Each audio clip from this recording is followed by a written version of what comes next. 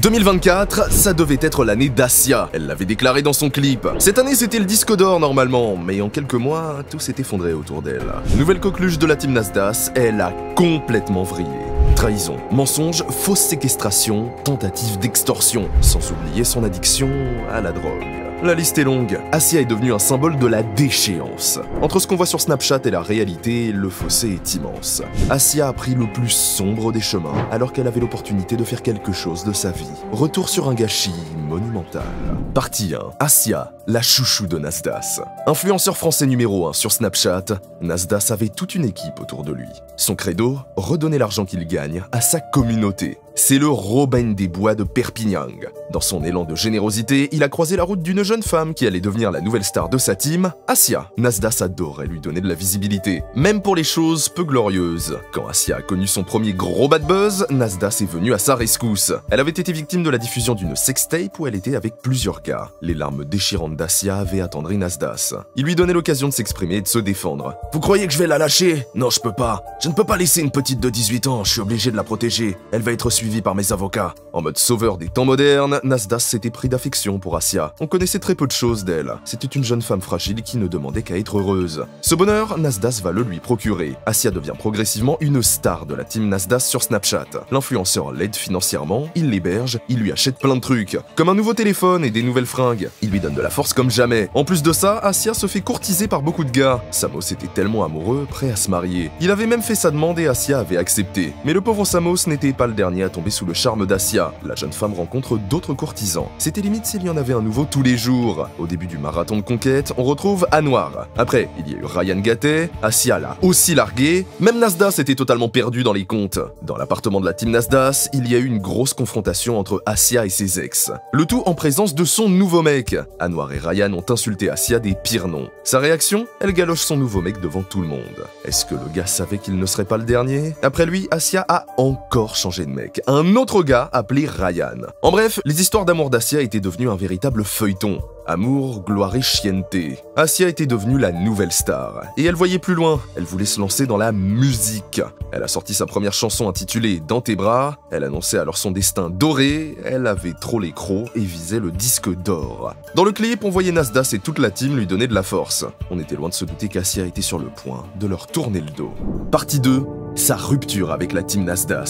Il suffisait de tendre l'oreille. À la fin de sa chanson, Assia s'en prend ouvertement à quelqu'un. Elle règle ses comptes avec Lauriana. « M'appelle pas le sang, c'est la guerre entre toi et moi !» Lauriana, c'était la meuf de Crimo. Ils font tous partie de l'entourage de Nasdaq.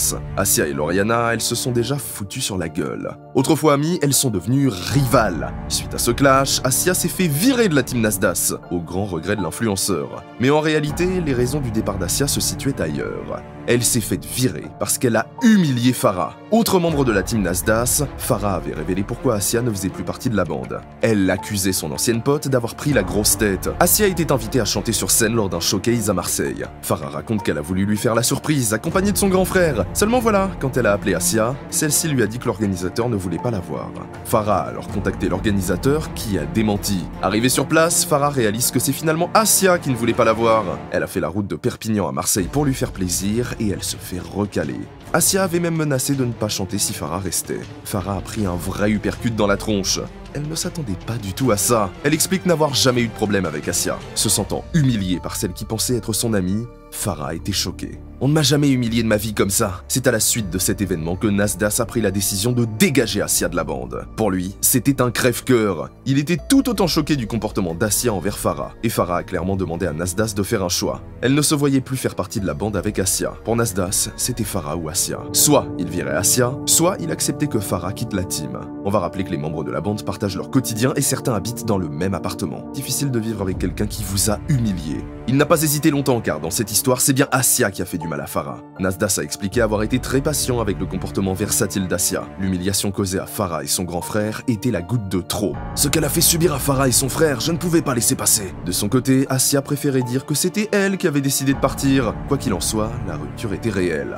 Asia était désormais contrainte de mener sa barque toute seule. C'est à partir de ce moment-là que la jeune femme va montrer son vrai visage aux yeux de tous. Elle va commettre la pire des trahisons envers Nasdas. Partie 3. La trahison démoniaque d'Asia. Dimanche 2 juin 2024. Il fait déjà nuit lorsque Nasdas reçoit un message de la part d'Asia. « Nas, t'es là? Urgent, je suis dans la merde. » Comme souvent, Nasdas répond. Il découvre une Asia en très mauvaise posture. « Ils veulent me tuer si tu ne paies pas. Je suis en sang. Je suis attaché, je dois 30 000 € de shit. Je suis à 2 doigts de mourir. Aide-moi » Quand il a vu ça, Nasdas a totalement paniqué. Mort d'inquiétude, il réfléchit alors à une solution. Nasdas a l'idée de débloquer l'argent de la SACEM généré par le clip d'Asia. Mais quand il en informe Asia, celle-ci ne semble pas d'accord avec l'idée d'utiliser son argent. C'est là que ça commençait à sentir le plan bizarre. En plus, elle disait qu'elle était séquestrée depuis 2 semaines, alors que Nasdas l'avait eu au téléphone 6 jours avant. Vraiment trop bizarre. Nasdas avait ensuite reçu un appel sur Snapchat, un mec qui le menace de mort et exige une rançon. Le gars menace même la famille de Nasdas. Choqué et totalement perturbé, Nasdas ne savait pas quoi faire. Trop d'anomalies. Il y avait trop de contradictions entre les paroles d'Asia et son comportement. Nasdas décide alors d'aller au commissariat de Perpignan pour déposer une plainte pour tentative d'extorsion de fonds. Quelques jours plus tard, Asia est arrêtée par des policiers en civil en pleine rue à Marseille. La scène de son arrestation est filmée par un automobiliste. La vidéo a été publiée par le blogueur Aquababe. Elle fait un buzz monstrueux sur les réseaux sociaux. L'arrestation confirme que la plainte de Nasdas n'était pas du mytho, et surtout qu'Asia était loin d'être une victime séquestrée. Après sa garde à vue, la jeune femme s'est défendue d'être une manipulatrice et une voleuse. C'était déjà trop tard pour la communauté Snapchat. L'image d'Asia s'était clairement ternie. Elle a simulé une séquestration afin de lui extorquer 30 000 €. Vis-à-vis de la justice, elle risquait jusqu'à 8 ans de prison. Elle a été accusée pour des faits de tentative d'extorsion et dénonciation de faits imaginaires. Mais finalement, la justice s'est montrée plutôt clémente vis-à-vis d'Asia. Elle a échappé à la prison ferme, ce qui ne veut pas dire qu'elle a été innocentée, loin de là. Asia a été condamnée à une peine de prison avec sursis, et elle a surtout été condamnée à verser une amende à Nasdas. 40 000 €. Une peine qui ne l'a pas du tout enchantée. Malgré la liberté, à la sortie du tribunal, elle faisait la gueule, et elle a déversé sa haine contre Nasdas. Elle avait trop le seum de lui devoir 40 000 €. Elle le menace direct. Elle annonce qu'elle va s'occuper de son cas, et qu'elle n'en a plus rien à faire.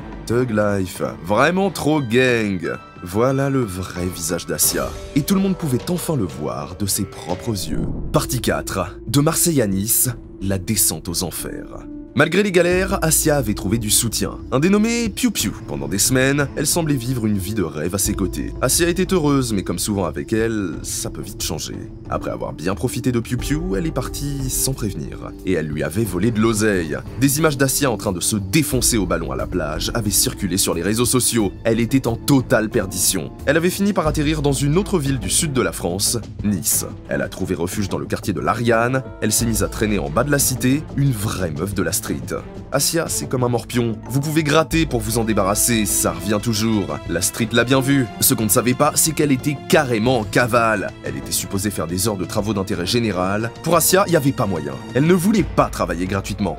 Et si ce n'était pas suffisant, Asia a continué à voler. Une victime a témoigné auprès du blogueur Aquababe. Elle raconte avoir hébergé Asia sans savoir qui elle était. Mère célibataire de 2 enfants, elle a rencontré Asia dans la rue. Asia était alors dans une grosse galère de thunes. Elle a joué la carte de la misère pour susciter de l'empathie. Pendant plusieurs jours, elle va croiser Asia et lui donner des cigarettes ainsi que de l'argent pour qu'elle puisse manger. Un beau jour, Asia la supplie de l'héberger pour 1 ou 2 nuits. C'est là que le piège s'est refermé.